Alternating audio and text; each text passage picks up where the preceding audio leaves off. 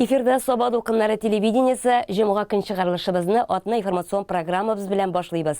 Студияда бүген мин Райля Галявина эшлим. Исәнмесез, иң элек, иң мөһимнәр турында безнең ал хәбәр.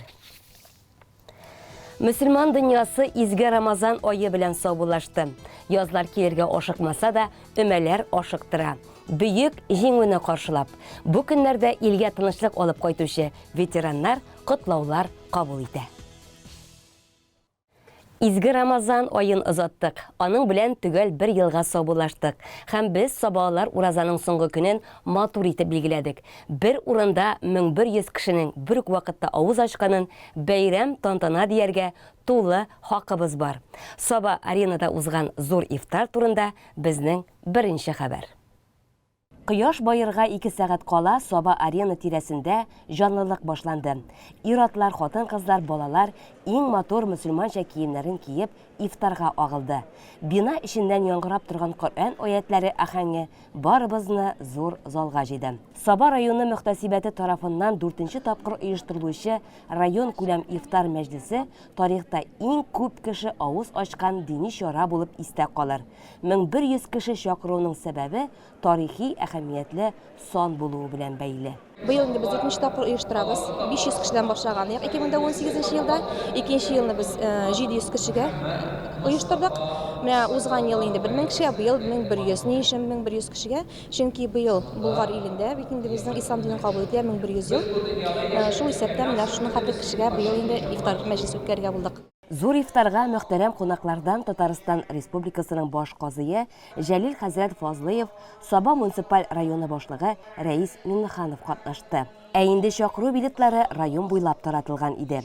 Шуңа да һәр авыл җирлегеннән дә теләге булганнарны автобуслар белән китерү тәэмин ителде. Бу сафны өлкәннәр, әби-бабайлар гына түгел, яшьләр, балалар, ятимнәр, инвалидлар, күп балалы гаиләләр тулыландырды. Аларны изге айны тантаналы озату хисләре берләштерде. Бу ифтарга 3нче елымны киләм инде, бик күңелле монда. Бер-беребез белән бергәләшеп киләбез, үзебезнең кызлар белән. Күңелле мөхит бу. Бер төрле күңелле хисләр белән кайтасың, бергә җыелышып. Шундый күп мөселманнар булуына сөенәм мин. Менә безнең районда алай ук түгел бит әле. Хәзер мөселманнар күбәя. Безнең мәчетебездә дә балалар күп, хатын-кызлар, ир-атларыбыз күп, сөенәм мин. Без бары Аллаһы Тәгаләгә ният итеп ураза тотабыз. Гөнаһларны кичерүне сорап дугалар укыйбыз. Раббыбыз кылган уразаларыбызны, дугаларыбызны кабуллардан кылса иде дип ифтарны ачып җибәрде Алмаз хәзрәт Галимҗанов. Үтемле вәгазьләрен халык йотлыгып тыңлады. Аларда бүгенге тормыш, безнең яшәеш, бәһәссез кыйммәткә ия ата-ана тәрбиясе нигезләре урын алды. Ата-анасына яхшы мөнәсәбәт, мәрхәмәт теләйчәк. Әмма моның өчен бик күп тырышырга кирәк. Ураза инде һәрбер мөселман өчен иң хәерле һәм иң бәрәкәтле айларның берсе. Бу айда инде һәрбер мөселман бөтен эшләрен, изгелекләрен арттырып, Аллаһ Тәгалә ризалыгын алып калырга тырыша. Һәм инде шушы айда алынган савап ул бик күп тапкырлар артыграк языла. Шуңа күрә инде һәрбер кеше тырыша бу айда изгелек эшләргә. Без дә инде менә Аллаһ Тәгалә рәхмәте белән шушындый олы эшне башкарырга булдык. Чөнки мөселманнар җыелган җирдә бит инде Аллаһ Тәгалә рәхмәте белән бәрәкәт була. Үзебезнең дәүләтебез, җирлегебез, үзебезнең районыбыз өчен дугалар кылып, Аллаһ Тәгаләдән бәрәкәтләр сорап, һәм Аллаһ Тәгаләнең рәхмәте белән алга таба да шундый матур тормышларда яшәүне өмет итеп, инде һәм ахыр чиктә Аллаһ Тәгалә рәхмәте белән җәннәткә ирешү нияте белән һәрбер кеше, һәрбер волонтер, һәрбер спонсор шушы эштә катнашты. 1100 кешелек табынны әзерләүдә районыбызның күп кенә эшмәкәрләре теләктәшлек белдерә. Аларның ярдәмнәре хисабына без бу олуг эшләрне авырлыкларсыз башкарып чыгабыз дип сүз алды район имамы мөхтәсибе Айнур хәзрәт Әхмәтов. Иганәчеләрне халык алдында исемнәрен яңгыратып, рәхмәт хатлары тапшыру ифтар мәҗлесенең матур гадәтенә кереп бара. Алар үз эшмәкәрлекләренең табышларыннан саллы өлешләрен кертәләр. Рәт-рәт булып сузылган бу зур табыннар барысы да үзебезнең районның шушы асыл ул кызларының ярдәмнәре хисабына корыла. İftar мәҗлесендә катнашучыларның күңелен күреп, хезмәт куючы волонтерларга да әҗер саваплар булсын. Алар атна дәвамында мәчеттә булып, 1100 кешегә тиешле өлешләрен әзерлиләр. Менә бүген дә иртәдән саба аренада хезмәттә алар. Мондый вакытта беркем дә артык түгел. Кеше күп булган саен эш җиңеләя. Мәчеттә дин сабаклары алырга йөрүче ханымнар үз артларыннан кызларын, киленнәрен, оныкларын да иярткәннәр. Балаларга зурлар янәшәсендә эш бүлешү асыл тәрбия. Монда гаиләм белән килдем. Мин бүтән гаиләм белән ураза тоттым. Монда эшләргә килдем, волонтер булдым. Һәм бу волонтер булгач, миңа күпме савап булачак. Барыгызны да бәйрәм белән котлыйм. Бәйрәм табынына 120 литрлы 4, 60 литрлы 2 казан пылау пешерелә. Аның өчен 150 килограмм чиста сөяксез ит, 145 килограмм дөге файдаланыла. Мәчеткә йөрүче иратлар көче белән әзерләнгән пылауны егетләр зур савытларда бирегә китереп тордылар. Волонтерлар кайнар килеш өлешләргә бүлеп табынга чыгардылар. Айруча актив волонтерларны мөхтәсибәт җәмәгать каршында чакырып бүләкләде. Кулына Коръән китабы алып, аннан аятлар укучы бу егет байлар сабасыннан. Камол Камолов инде 8 яшеннән Коръәнне гарәпчә укый. Әтисе Баһадур улын һәм кызлары Аиша белән Софияны изге китап серләренә үзе төшендерә. Балалар бүген белгәннәрен җиренә җиткереп укып, залда һәркемдә соклану хисе тудырдылар. Рамазан айын озатырга да гаиләләре белән килгәннәр. Уразаны 10 яшьтән тотам. Хәзер миңа 13 яшь, 3 ел тотам. Башта авыррак иде, ләкин хәзер җиңел. Безнең гаиләбез дини, бөтенебездән ураза тотабыз. Дин юлында дәвамчыларыбыз булу безне сөендерә, ди Җәлил хәзрәт Фазлыев. Вәгазьләрендә дә яшьләрне мәчеткә чакырып сөйләде. Рамазан дәвамында таравих вакытларында тулып торган иман йортларының хәзер бушап калачагына борчылуын әйтте. Аны иң сөендергәне уразалы мөселман кардәшләрнең сафы артуы. Менә бүген ничә меңләгән кешеләр, ураза тотучылар, менә бу икенче озын вакытта да кешенең саны кимемәде, киресенчә артты. Һәм инде җитәкчеләребез ярдәме белән шундый авыз ачтырулар булу. Бу инде белмим, мин әйтеп аңлатып та бетерә алмыйм инде. Һәм монда бит ризык эзләп килми кеше, бүген ризык бөтенебезнең өйдә бар. Менә шуның һәр кешенең аралашуы, бергә кул күтәреп дога кылуы, Алла Тәгаләдән сорауы, менә бит инде бу әйтеп аңлатып белми торган зур бәйрәм дә, ләззәт дә, менә теге инде дәвамлы булсын инде.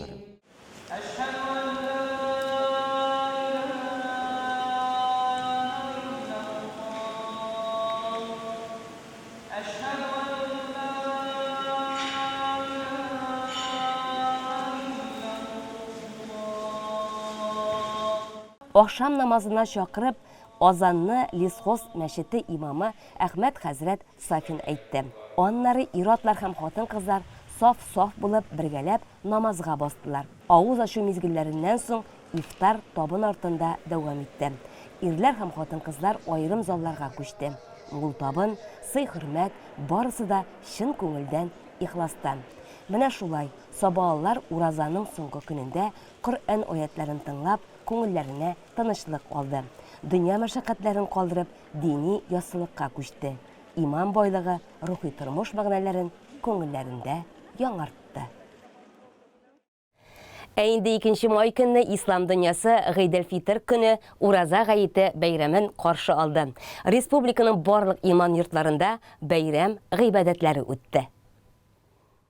Саба Җәмигъ мәчетендә дә иртәнге сәгатьләрдән дин тотучы барлык кеше изге айның бәйрәм намазын укырга, вәгазь тыңлап күңелен сафландырырга дип килде. Бу бәйрәм Аллаһы Тәгалә каршында булган зур бурычны үтәп, төннәрен таравих намазлары укып шәрәфләнгән бәндәләр өчен бигрәк тә шатлыклы.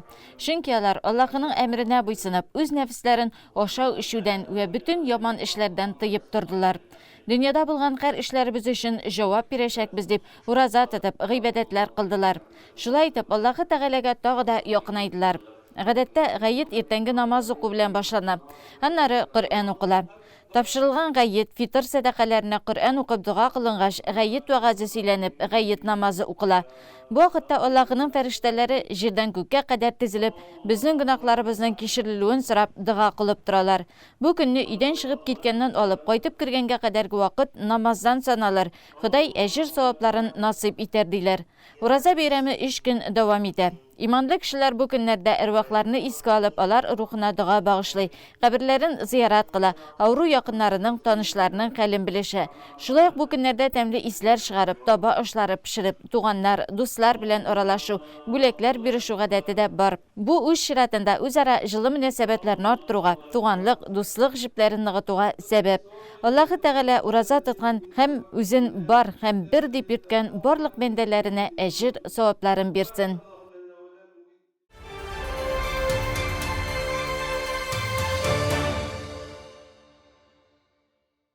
Рәсәй күләмендә төбәкләрдә, республикаларда модель китапханәләр оештыру буенча зур программа эшли.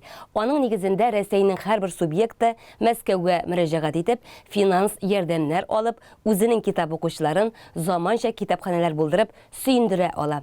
Бу бәхеткә безнең районнан шәмәрдәнлеләр лаек булды. Тулырак Әлфия Мөбәрәкова сөйли.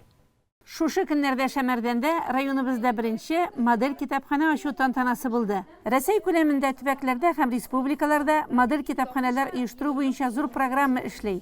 Аның нигезендә Рәсәйнең һәрбер субъекты Мәскәүгә үзенең заявкасын җибәреп, модель китапхана ачарга мөмкин икәнлеген хәбәр итә һәм федераль дәрәҗәдә акчалар бүлеп бирелә. Авыл китапханәләре өчен 5, ә инде үзәк китапханәләр өчен 10 миллион сум акча бүленә. Бу акчага китапханәләргә ремонт ясала, китаплар яңартыла, өр-яңа мебель алына, шулай ук информацион технологияларга зур игътибар бирелә. Модель китапханәләр яңартылып эшли башлагач, аерым бер сулыш ала дияргә кирәк. Татарстанда да мондый модель китапханәләрнең саны быел Алла бирсә 16-га тулачак.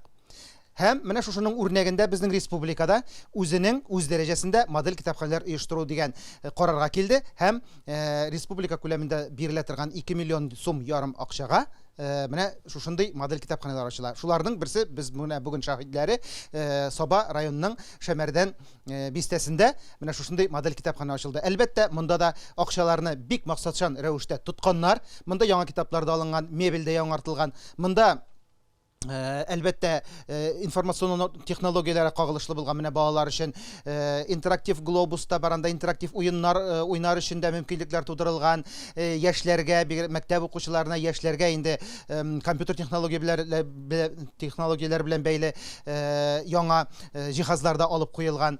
Әлбәттә, булар барысы да халыкны, бигрәк тә яшь буынны һәм балаларны китап укуга җәлеп итү өчен эшләнә торган әйберләр һәм әлбәттә инде үзенең менә шушы яшәеше, әгәр дә инде ул эшче кеше икән, хезмәт белән узатырган кешегәме, бигрәк тә инде үсеп килүче яшь буынга үзенең менә белемгә булган, мәгълүматка булган ихтияҗын канәгатьләндерү өчен һәм әлбәттә инде үзенең рухи дөньясын байыту өчен бик кирәк булган, бик зарур булган әйберләр.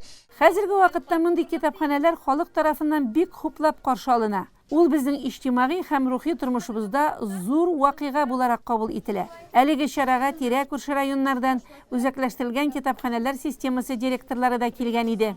Менә инде берничә ел дәврендә шушындый китапханәләр, модельләштерелгән китапханәләр системасы ачылып килә.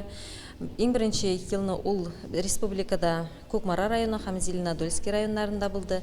Инде 2019 елда Биектау районы, тагын Спас районы ыткан идек шушындый грантны.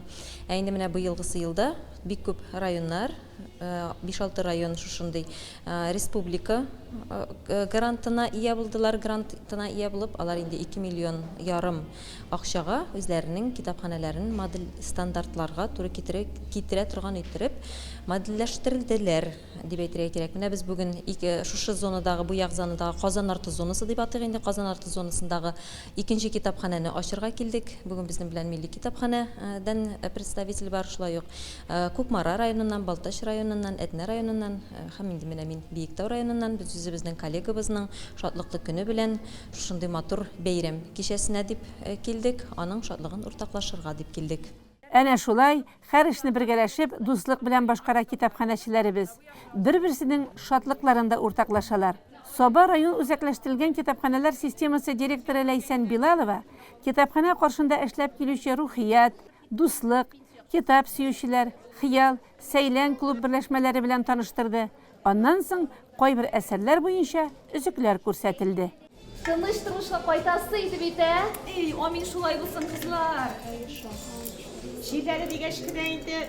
Bana soğuk kına dedi kızlar. Borçulmağız benim işim. Temperaturum düştü indi. Kızlar, bugün indi gün ikeni bilesiz misiniz siz? Bileriz. Bugün 2 May. Әйе, 2 May. Bugün benim doğum günüm. Kara indi Sinan'ı, bütünlüğü isten çıkan bit. İyi doğan günü bile dostlarım. Şöyle mini bile.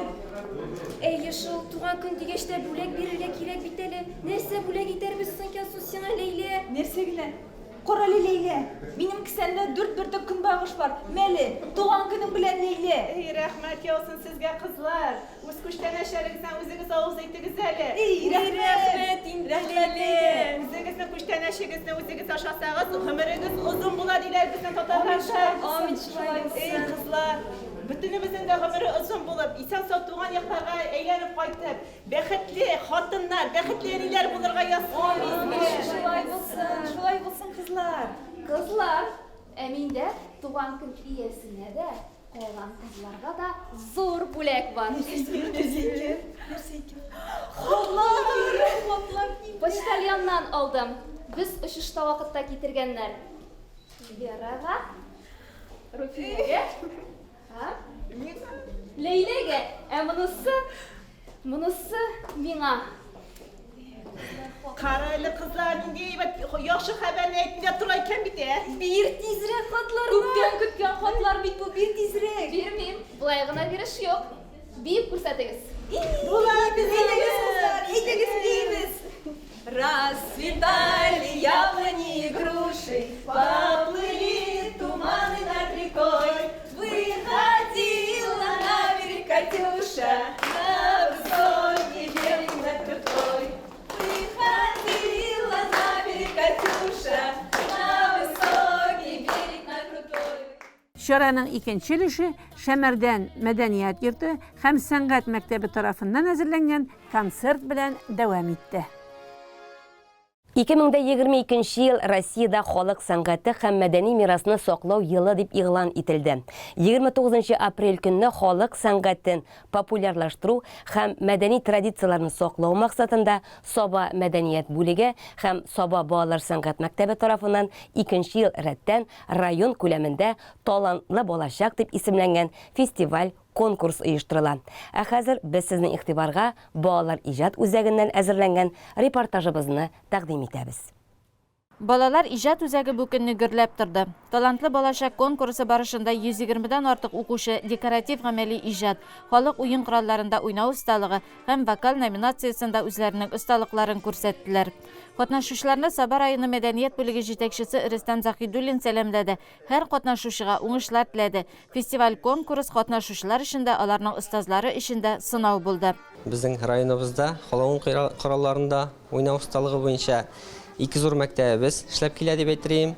Беренче инде Саба районында безнең төп бинабызда сәнгать мәктәбенең халык уен коралларында уйнау осталыгына төшенәләр. Шулай ук Шәмәрдәндә филиалыбызда халык уен кораллары бүлеге бар. Шулай ук безнең район күләмендә авылларда, түгәрәкләр, мәдәният йортларында эшләп киләләр бик матур гына.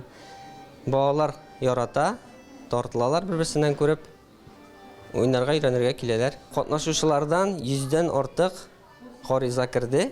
Инде монда безнең 3 төрле номинация, ул инде кул эшләре, ДПИ, прикладное искусство, һәм дә инде вокал, җыр сәнгате һәм уен коралларында уйнау, халык уен кораллары. Байлар Сабасында яшәүче Рәмзил Шамилов һәм Алим Кадиев Сабаның балалар сәнгать мәктәбендә укытучылары Раила Фатыйхова җитәкчелегендә 3нче ел инде баянда уйнау серләренә өйрәнәләр. Укытучыларның бик таләпчән, төгәл булуында әйтергә кирәк. Бу укучыларның сәхнәгә чыгуында ук күренә. Башта мине әни монда килде баянда уйнап карарга дип. Миңа ошады. Без баянда уйный башладык, ноталар өйрәндек. Көйләрне өйрәнү авыр түгел. Мине Райли Газизовна бик әйбәт аңлата һәм легко дается, димер. Шәмәрдән филиалы укучылары Зөлфәт Зиятдинов һәм Ислам Габделбаров музыка белән кичкенәдән шөгыльләнәләр. Уен коралларында уйнау, төрле бәйгеләрдә катнашып, күп вакыт таләп итсә дә, алар бик тә канәгать. Мин баянга 3 ел йөрим. Сәхнәгә чыгу алдыннан киемне матур итеп рәтләп чыгарга кирәк. Безнең укытучы Харрасов Рушад Салихович, ул безгә бик әйбәт көйләрне бирә һәм аңлата. Хәзергә мин баянда, гармунда, курайда, фортепианода уйный беләм. Юлбар төп мәктәбендә курайчылар ансамбле 10 елдан артык эшләп килә. Курайда бер авырлыгы да юк уйнарга. Анда нотларны ятлыйсы да һәм нотларның тишекләрне кая икәнен белергә кирәк. Ансамбльнең җитәкчесе Фәрит Әүбәкиров үз эшенең остасы. Аның өчен талантсыз бала дигән сүз бөтенләй юк. Халык уен коралларына кызыксыну бар балада, чөнки без инде әлеге мәктәптә мин 1нче класстан өйрәтә башлыйм. Шушы 1нче, 2нче, 3нче, 4нче башлангыч сыйныф классларында, барлык классларда да курайда уйнарга өйрәтәм. Балалар кызыксыналар, аларга менә шушы төрле конкурсларга бару бигрәк тә кызыксыну уята күбрәк. Шулай ук татар халкының моңын, татар халкы иҗатына белән кызыксыну, татар халык уен кораллары белән танышу. Менә инде безнең курайда бөтен татар халык уен коралы, аларда зур кызыксыну уята барсы дагы. Талантлы балачак фестивале сәләтле максатчан балаларны бергә очраштырды. 1 ел дәвамында өйрәнгәннәргә нәтиҗә ясарга да мөмкин булды. Иң тырышлар исә җиңүчеләр дип игълан ителде. Республикада игълан ителгән чисталык 2 айлыгы чаралары дәвам итә. Районыбызда яшәүчеләр оешма предприятие хезмәткәрләре үзләренә беркетелгән территорияләрне чүп-чардан арындыра. 30 апрель көнне исә районда бердәм өмә көне итеп үткәрелде. Яшәгән, эшләгән, ял иткән урыннарыбызны чиста тоту матур гадәт. Районда бу нисбәттән җыештыру чаралары үткәрелеп тора. Бердәм өмәгә дигәндә халык та бердәм кузгала. Билгеләнгән бер көндә генә түгел, тирә-юнебезне чистарту көндәлек алып барыла дисәк тә була. Бигрәк тә санитар-экологик айлык игълан ителгәндә. Район үзәгендә урнашкан барлык оешмалар үзләренә беркетелгән биләмәләрне кардан да, аның астыннан чыккан көздән калган чүптән дә арындыра. Сабан муниципаль районы башкарма комитеты хезмәткәрләре дә бердәм өмә көнне кулларына тырма себерке, чиләк капчык тотып, кыш буена җыелган чүпне җыйды. Без инде бик шатланып, шушы эшкә тотындык. Бер эштән дә артта калмыйбыз, Аллага шөкер, бердәм булып, шушы коллектив белән кулга-кул тотынышып эшлибез һәм барлык эшләрне дә җиренә җиткереп башкарабыз. Бергә эшләгәч бит инде ул тагын да күңелле. Күреп торасыз инде безнең бар кешедә дә күтәренке кәеф. Барыбыз да бергә эшлибез, күмәк ял итәбез дип килдек. Һәм инде шушы үзебезнең әйләнә-тирәбезне бары тик матурлыкка гына төреп, чиста итеп калдырабыз дип ышанабыз. Эш урыннары үзәктә булгач, аның янәшә тирәсендә көзге кебек чиста тоту мөһим. Биләмә мәйданы да шактый. Ылыслы яфраклы, чәчәкле кишәрлекләр чистартып торганда гына матурлык биреп торалар. Бу көнне башка оешма хезмәткәрләре дә чисталык акциясына кушылды. Саба спорт мәктәбе хезмәткәрләре үзләре утырып эшли торган бина яннарын гына түгел, үз карамакларында булган стадион һәм ял паркында да күмәк эштә катнашты. Авыл җирлекләрендә дә өмәләр гөрләде. 1 май яз һәм хезмәт бәйрәмендә районыбызның берничә авылында йомырка җыю традициясе яшәп килә. Иртә таңнан балалар өйдән өйгә кереп, хуҗаларга муллык, исәнлек теләп, йомырка һәм башка төрле тәм-томнар җыялар. Бу күркәм юла Туктар авылында да яшәп килә. Быел аның барышын безнең иҗат төркеме дә күзәтте.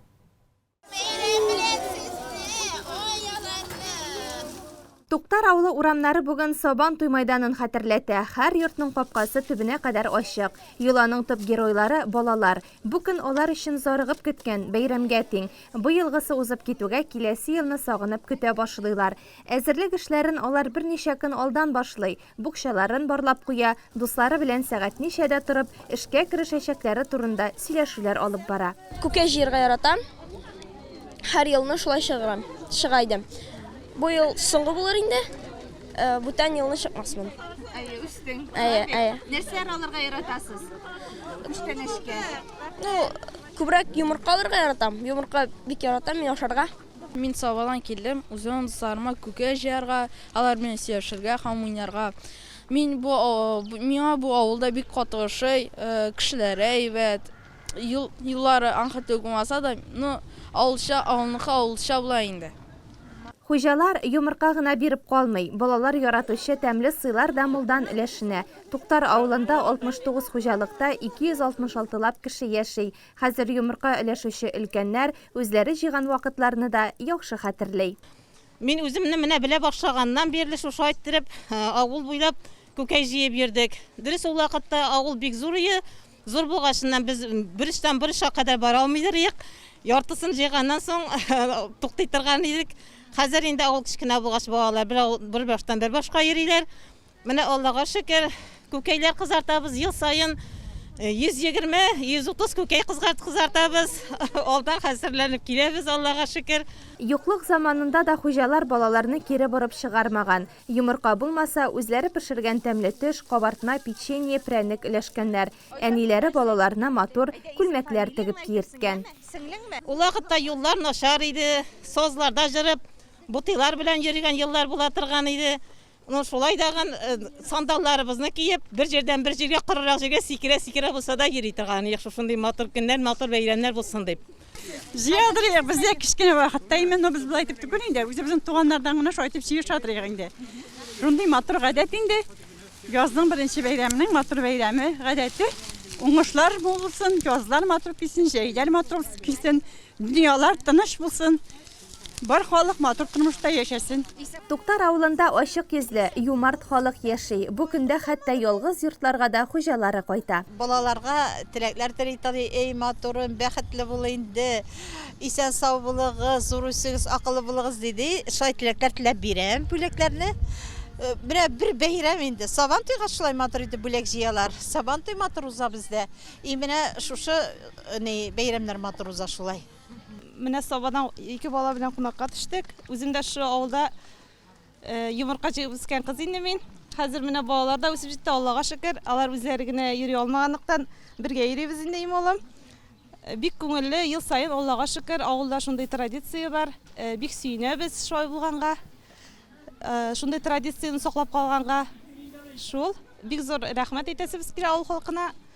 Алга таба да шулай балаларга да өйрәтеп, аларның балалары да шулай җыеп йөрергә язсын дип уйлыйм инде. Йомырка ул тереклек һәм яшәеш символы. Аны таудан тәгәрәтү, яңа гына кышкы йокыдан уянып килгән җирне ашлау, тукландыру вазифасын үтәй. Кайчандыр моны белеп, аңлап башкарган булсалар, хәзер инде бу бары тик балалар уены формасында гына яшәп калган. Ләкин төп мәгънәсе бик тирәндә. Шәшүгә чыккан көнне буразнага игеннәр мул уңыш бирсен, йомырка кебек эре булсын дип иң беренче нәкъ менә йомырка салганнар.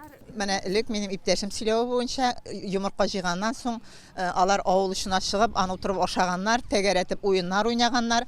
Ул кемнеке ераграк китә, аның гомере бәхетле була дигәнне аңлаткан һәм инде калган йомыркаларны басуга чәчә торган булганнар. Безнең тормышның бөтенлеген күрсәтә, муллыгын, түгәрәклек йомыры булгач, шуңа инде менә элегелектән шул Гүзәл апа да әйтеп китте, игеннәр муллыңсын өчен бит инде басуларга тәгәрәткәннәр, бодайлар шуның йомырка хәтлек булып үссен дип инде таулардан тәгәрәткәннәр, тормышыбыз шундый йомыры түгәрәк булсын дип. Шул менә шушы матур гадәтне буыннан күчереп килгәч, бик матур гадәт, балалар дагын сөенеп, үзләренчә бәйрәм итеп, бик зур бәйрәм инде бу. Табигатьтә бар нәрсәнең дә үз тәртибе, үз көе бар. Һәр нәрсә баланста. Син нәрсәдер өмет итәсең икән, димәк, үзең дә нидер бирергә, үзеңнән өлеш чыгарырга тиеш. Бу көндә хуҗаларның теләге бер: илләр көннәр тыныч, игеннәр мул булсын. Бу йоланың асылы да шул.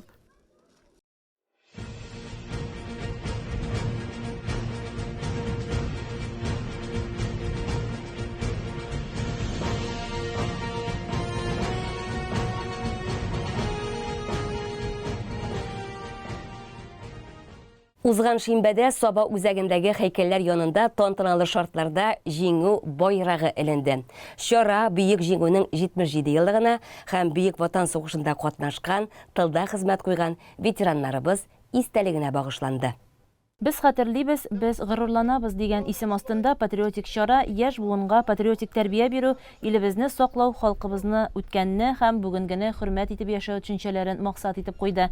Чарада Саба муниципаль районы башлыгы урынбасары Расих Закирҗанов, Саба һәм Теләче районнары буенча хәрби комиссар Фәниз Закиров, районның ветеран афганчылар, Бөтен Россия боевой братство сугышчан туганлык оешмасының җирле бүлеге әгъзалары, Бердәм Россия сәяси партиясының җирле бүлекчәсе, Яшь гвардия оешмасы, Бөтен Россия юнармия вәкилләре, Саба районы ветераннар советы әгъзалары катнашты. Безнең өчен бу бик зур бәйрәм, чөнки һәрбер семьяга килсәң, Россиянең семьясына, һәрбер семьяның кемнедер югалтуы булды.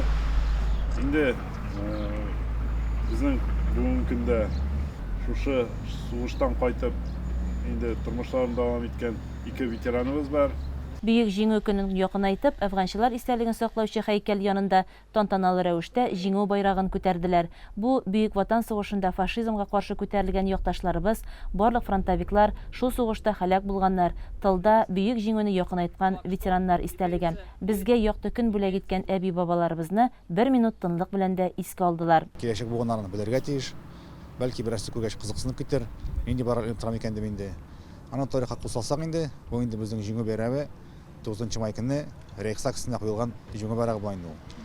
Шул балаларга тәрбия патриотик бер алдына инде, һәм инде безнең әби-бабаларыбыз кырган батырлыкны искә алу, аларны онытмасын өчен дип шушы менә чараны быелны беренче тапкыр оештырырга булдык. Киләчәктә бәлки Алла берсә инде зурак мероприятиеләр булыр дип ышанып калабыз. Чара кысаларында Яшь гвардия хәрәкәте әгъзалары Георгий тасмаларын тарату акциясы уздырды. Алар бәйрәм атрибутын тагу тәртипләре белән таныштырды. Безнең инде менә 9 май бөек җиңү бәйрәме якынлаша.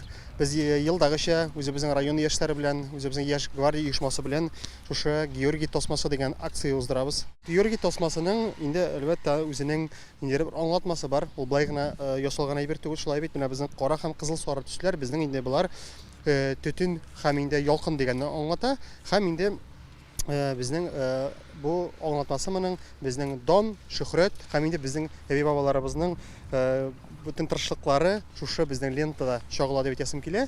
Һәм инде аның таккан вакытта да без инде үз буйлы тагы бирергә тиеш түгел, аның үзенең тәртипләре бар. Бүгенге көндә менә без күрәбез урамда узган кешеләрдә, алар кемдер инде машина антеннасына таккан, кемдер сумкасына таккан, кемдер кулының беләзегенә таккан. Бу әлбәттә дөрес түгел, моның үзенең тәртибе булырга тиеш. Бу лентаны без инде менә шушы күкрәк турысында сакларга тиешбез һәрвакыт таккан вакытта. Инде бу безнең әлеге лентага карата, әлеге безнең символга карата хөрмәте булырга тиеш. Ахырдан патриотик чарада катнашучылар, афганчылар, билгесез солдат һәм тыл ветераннары һәйкәлләренә чәчәкләр салдылар.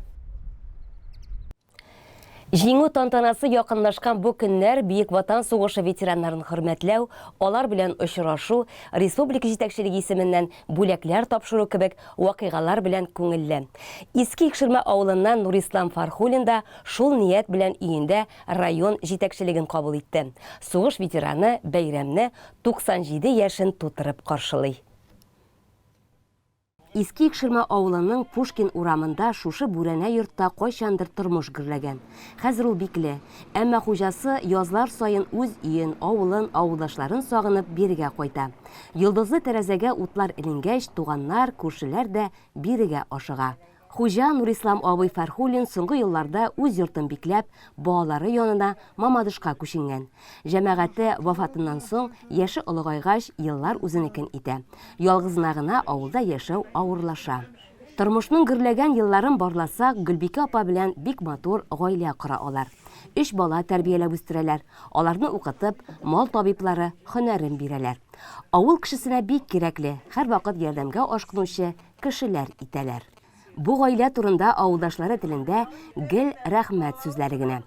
Гаилә башлыгы Нурислам абый Фархулин Бөек Ватан сугышы ветераны. 17 яшендә ФЗОда укып йөргән җиреннән хәрби тревога белән фронтка китә. Великие Луки, Ржев, Витебск шәһәрләрен азат итүдә катнаша. 1944 елда каты яралана. Кыр госпиталеннән Арзамаска күчерелә. Махсус комиссия үткәннән соң аны өенә озаталар. Ул елларны ул әле дә хәтерендә яхшы саклый. Второй Прибалтийский фронт. Красноярский край. Қалай алы. Көрік әлім алтын. Сугыш кырларыннан илгә кайткан егетне шунда ук колхозга бригадир итеп билгелиләр. Кулына корал алып хезмәт итүен исәпкә алып, аннары милицияга эшкә алалар. Соңгы вакытта инде ул авылда ветстанциядә дарухана мөдире булып хезмәт куя. Улы Рәис тә аның тирәсендә мал җанлы булып үсә. Бу аның киләчәк һөнәренә беренче баскыч була. Мал табибына укып, Мамадышка барып төпләнә. Хәзер менә әтисен дә үз гаиләсенә сыендырып тәрбияли. 85 елдан бері уже Мамадыш районында тұрабыз. Шунда эшкә киткәч, шунда урнашып калдык. Әти белән әни бу төп йортта яшәделәр инде, аннан соң да 18 елны әни мәрхүм булды. Аннан соң әти үзе генә калып, берәр күпмәррәк яшәде. Аннан соң әзрәк тә артыграк алып киткәч дип әйтикме соң инде. Без аны үзебезгә алдык инде. Хәзер бездә тора, шул Мамадыш районында яшибез. Әткәйе турында килене Гүзилә апа да бик яратып сөйли. Алар хәзердә зур тату гаиләләрендә балалар, оныклар гөр килеп яшиләр.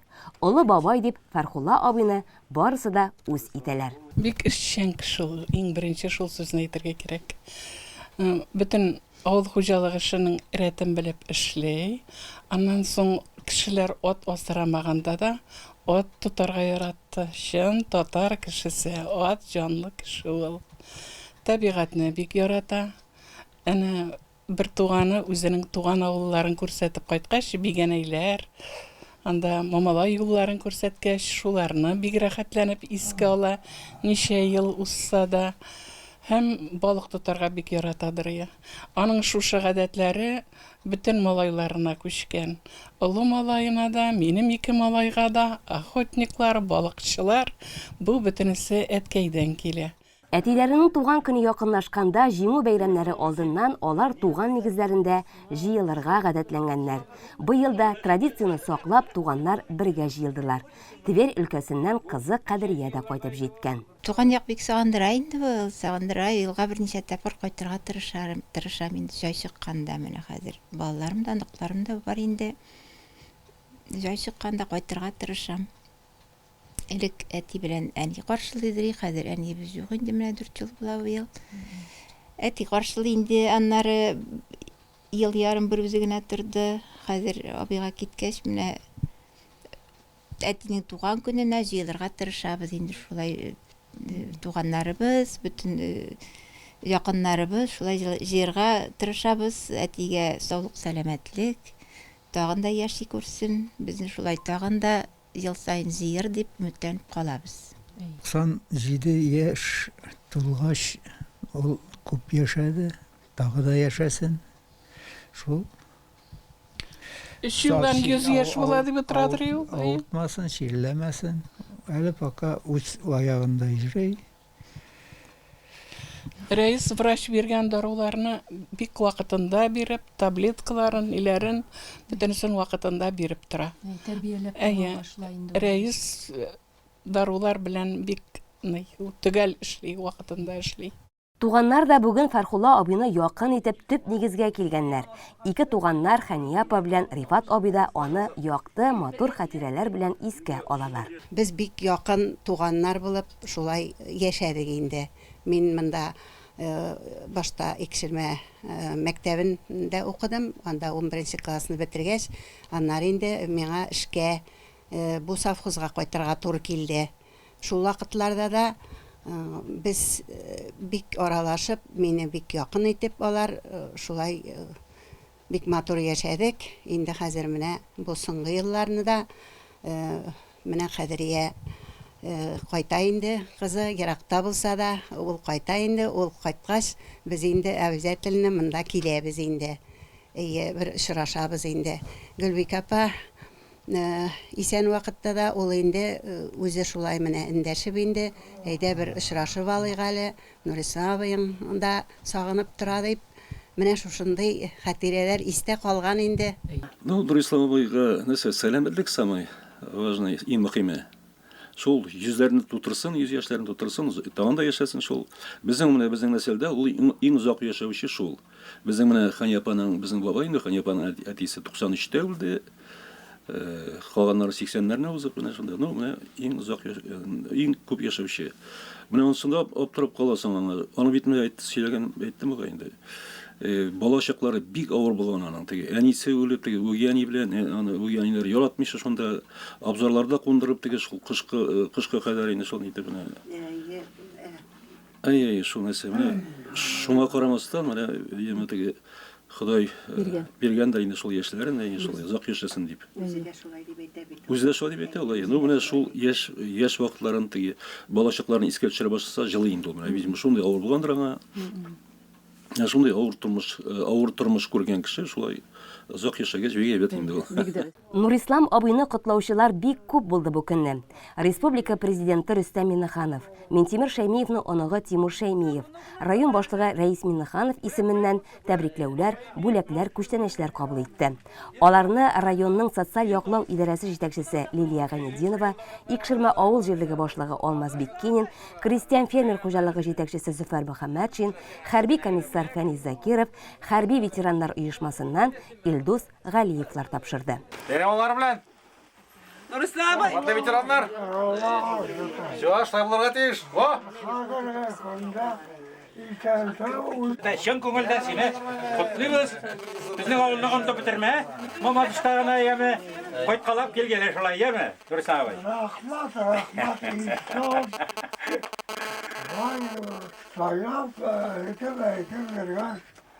Рахмат сагына. Менә шулай, туган көннәр котлаулар, бүләкләр белән күңелле. Очрашулар, аралашулар белән ямьле. Нурислам абый бүген бик бәхетле иде. Аны ил җитәкчелеге зурлый, райондашлары данлый, балалары кадерләп тәрбияли, туганнары якын итә, авылдашлары онытмый. Бөек җиңүнең 77-нче язын ул үз аякларында йөреп, сөенеп каршылый. 1 май көнендә Төбәк авылында яшәүче Хаҗи Әхмәт Әлмиев 102 яшен каршы алды. Бик Ватан сугышы ветераны орден медальләр иясен Саба муниципаль районы башлыгы Рәис Миннеханов урындагы җитәкчеләр тәбрикләде.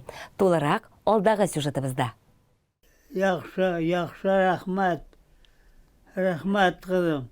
Хаҗи Әхмәт абыйның 102 яшьлек туган көне тәбрикләүләр кабул итеп башланды. Озын гомер Ходай бүләге.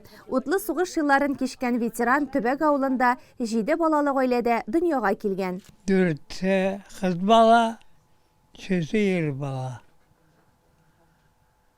Ул ана 7 класс укырга кирдем. 7 классны битергәч, колхозда былай бер техниксыз укымагач, техника былай гына эшләп йөрдем. Печән колхоз обшом шул булдырылганнарны печән чабарга төшерде. Мин дә төштем, булдырылган дип әйтеп. Шундый эшләр белән колхозда кайда кушалар, шунда эшләп йөрдем. Солдат тормышы 1940 елда Байкал ар ягында башлана. Аңа 3 ай шофер һөнәрен үзләштерергә туры килә. Сугыш башлангач, көнбатышка җибәрү өчен әзерләнгән полкны көтмәгәндә генә ерак көнчыгышка алып китәләр. Япониянең СССРга һөҗүм итәргә җыенмавы төгәл билгеле булгач, 1942 елның көзендә Хаҗи Әхмәт Әлмиев хезмәт иткән 160-нчы укчы полк Сталинград фронтына озатыла. Шәһәр өчен барган сугышларда артиллерия расчетларына машинасында снарядлар ташый. Паулюс армиясын камалышка алучылар сафында Хаҗи Әхмәт Әлмиев табыла. Җиңү көнен ул Краснодар краенда каршылый. Башта армияда булдым, армия иткәч, аннары хозчаска алдылар. Машина бирделәр дә, колхозлардан икмәк ташыдык. Тормыш иптәше Минниса апа белән алар 7 малайга гомер бүләк иткән. Яшь гаиләне язмыш Төркмәнстан якларында да яшәтә. Туган як якынрак. Кире төбәккә кайтып алар шушы нигездә гомер кичерә. Гомерем машина тәгәрмәче өстендә үтте дип искә ала. Комбайнда иярлей. Вакытта машина берәү генә Şu koyup kırasın. Уже erte bile yetişip geçkeç. Kiş bile balalar yıkaş koytam. Şu açmışına verdim. Şimdi ta bundan baktı bile yerdik başınalar. Şunda atırdı. Ma o geçkeç razı. Şka. Orman gitsin. Onlar buradık etniklerle.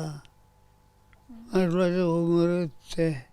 Bu гаиләне бала хәсрәте дә урап узмый. Төп йортта яшәүче уллары Вакыйф 42 яшендә бакыйлыкка күчә. Аннан соң Минниса апада вафат була. Киленнәре Наилә апа 36 ел монда яши. Хаҗи Әхмәт абый аның тәрбиясендә. Без иптәшем белән бик озак яшәмәдек. 97 елда иптәшем үлде. 98 елда аннан соң Вакыйф үлгәннән соң кайнанам авырта башлады да аны ташлап китмәдем инде, китмә инде дигәчтәннән. Аны карап узаттым. Аннан соң тагын бер китәргә дип уйлаган идем. Әни дә әйтеп калдырды. Атаң миннән соң озак яшәмәс, ташлап китмә кызым дип. Уйламагандыр 102 яшькә җитәр дип. Шулай итеп яшәп калдым инде, нишлисең? Тормыш шулай язгандыр, күрәчәк. Ярый, тордык, менә Вакыйф белән әнидән соңдагын хәзер үлгәннәренә 22 ел, 23 ел инде. Менә шуннан бирле бергә үз кызы шикелле итеп тора инде, кызым дип булгандыр бездә дә төрле вакыт, нишәтәсең. Авырткан вакытында больниска барып, янында ятып, хәзердәген кирәк булса үзем уколын кадап, кайтырып карап торам. Балалары, киленнәре, оныклары һәр вакыт кайтып хәл белешеп тора. Телефон аша да аралашып торалар. Әти инде ул безнең бик маладис инде ул. Шундый хәтере дә әйбәт аның, бөтен нәрсәне белеп тора ул. Телефоннан да бөтен нәрсәне сорап тора ул. Теге әйберне булай иттегезме, бу әйберне булай иттегезме дип барсын да белеп тора. Менә аның озак яшәүенең сере без уйлыйбыз инде, шулай төп йорттан айлап бит инде безнең килендәш. Шуның тәрбиясе дип уйлыйбыз инде теге. Яхшы тәрбия булгач, әйбәт ашау, әйбәт урында йоклый, киемнәре чиста, атна сайын мончаны кертәбез, малайлары кайта монча кертешергә булышырга. Менә шулай итеп йөрибез, әти янына кайтып инде. Аллага шөкер, әле яшәсен, кеше гомеренә кеше керми бит име. Шуңа без риза инде, риза. Авылдагы менә Наилә апага да мең рәхмәт. Каршы ала безне, сыйлап җибәрә. Әтимен 5-нче ула, мин үзем Сабада торам. Әти инде ул һәрбер безгә дә булышырга әзер, һәр вакытта ярдәмчел. Балалар дип кенә тора инде. Һәр вакытта без үзебез хәзер 70-нче яшь белән барсак та инде без аның өчен ул булабыз. Ул безне һәр вакытта да өйрәтә әле, хәзер дә өйрәтә. Шулай итеп эшләгез, булай итеп эшләгез дип без аңа конечно үпкәләмибез. Бик зур рәхмәт. Аңа исәнлек, саулык телим, тагын да яшәсен. 14 онак, 12 онакчыкка кадерле бабай да әле ул. Барысына да ярдәм итеп киңәшләрен бирә. Итепсе була. Дегелектән мине шул әтиянда үскәнгә күрә ул машина эшләгәч, гел аның янында булдым инде. Гел машинасында утырып бирдем. Әтинең төпчек улының хатыны иптәш инде. Кайтып килеп җөрибез. Аллага шөкер, төп йортта кеше булгач рәхәт бит инде. Без шатланабыз инде, ул безгә горурлык бит инде. Безнең балалар да кайтып хәл белеп йөриләр. Ветеран ил район җитәкчеләрен яхшы белә, һәр сорауга җавап бирерлек зирәк акыллы. Сән сау булу беренчедән. Amin. Икенчедән дөнья тынычлыгы булсын, шулай. Amin. Булсын, ил тыныч булсын. Сез бөтенесен дә күргән кеше инде. Ие. Җитәкчеләр районыбызның иң өлкән кешесенә бүләкләрне мулдан әзерләгән. Һәрберсе белән аерым сөйләшеп, тәбрикләүләрен тыңлады. Бабайны котларга күрше кызлары да кергән иде. Хаҗи бабай, туган көнегез белән сезне тагын да озак яшәргә сезгә язсын һәм иң изге теләкләр сезгә телим. Илебезнең азатлыгы өчен көрәшкән ветераннарыбыз бик сирәк калды. Җиңү көне алар өчен иң зур бәйрәм. Озак яшәүнең сирен бабай хәрәкәтләнеп, күңел тынычлыгын саклап яшәүдә ди. Җиңү алып килгән язның һәр көне Бөек Ватан сугышы ветераннарын, тыл хезмәтчәннәрен хөрмәтләп үтә. Бу көннәрдә алар депутатлар бүләген дә кабул итеп алды. Хаҗи Ахмат абый, Бүләкләр Өләшу төбәк авылында яшәүче Бөек Ватан сугышы ветераны Хаҗи Әхмәт Әлмиевтан башланды. Татарстан Республикасы Дәүләт Советы депутаты Марат Галиев үз исеменнән район башлыгы урынбасары Расих Закирҗанов, халыкны социаль яклау идарәсе җитәкчесе Лилия Гайнетдинова, Саба муниципаль районы башлыгы Рәис Миннехановның котлау открыткасын һәм күчтәнәчләр белән тулы пакетны тапшырды. Җитәкчеләр Россия Федерациясе Дәүләт Думасы депутаты Ирек Богуславскийның көнкүреш химиясе товарлары җыелмасын һәм Россия Федерациясе Дәүләт Думасы депутаты Илья Вольфсон исеменнән ортопедик мендәр тапшырдылар. Шундый ук бүләкләр җыелмасын җитәкчеләр кулыннан Килдебәк авылында яшәүче ветеран Муллагаян Муллахмәтов та кабул итеп алды. Рөхсәт итегез сезне 9 май бәйрәмнәре белән котлап китергә. Сәнге саулык теләргә Алла бирсә. Тумышы белән ул Сабабаш авылыннан гомер буе шунда яши. Саба урман хуҗалыгында хезмәт куя. Тормыш иптәше Нурания апаның вафатыннан соң Килдебәктәге кызы Рәкыя апа аны үз тәрбиясенә алган. Үзе дә, эш кызы да озын гомерлекнең сере сәламәт яшәү рәвеше алып бару һәм картлык көнендәге яхшы тәрбиядән ди. Бөек Ватан сугышы ветераннары үзләре дә шиксез рәхмәтле. Иң авыр вакытларны күргән өлкәннәр хәзерге мул тормыш безнең үткәндәге хыялларның чынга ашуы ди. Спонсорларыбызга бик зур рәхмәт. Аларның бөтенесенә һәрберсенә пакетлар булдырдык. Район җитәкчебезгә, Хәниф Рәисның Раҗишка бик зур рәхмәт.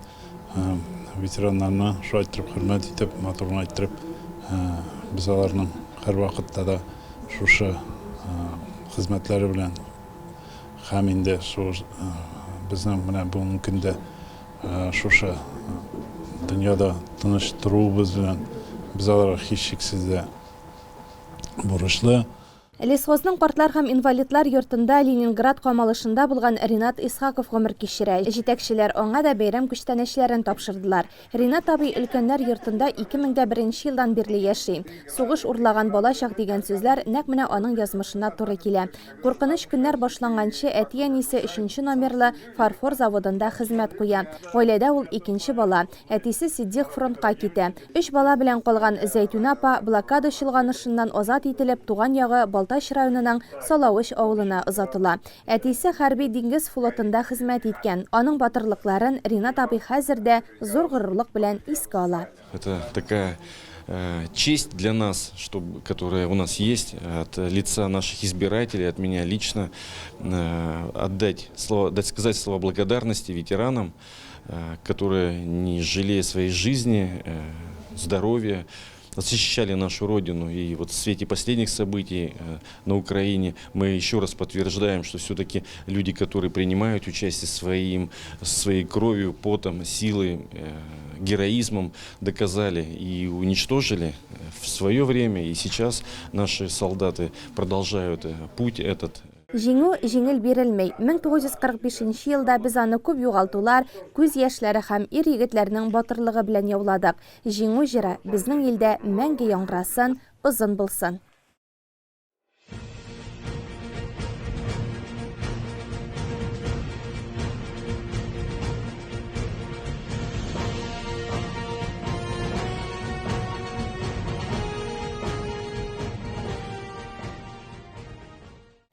Атна менә шундый яңалыклары белән үтеп бара, киләсе атнабызда вакыйгаларга бай булыр. Чөнки алда безне 9 май бәйрәме тантаналары көтә. Барыгызны да җиңүнең 77нче язы белән котлыйбыз. Ил көннәребез тыныч булып, аяз күк астында яшәргә насыйп булсын дигән теләктә программабызны төгәллибез. Алда реклама чыгарылышы, җырым бүләгем тапшыруы урын ала. Бездән аерылмагыз.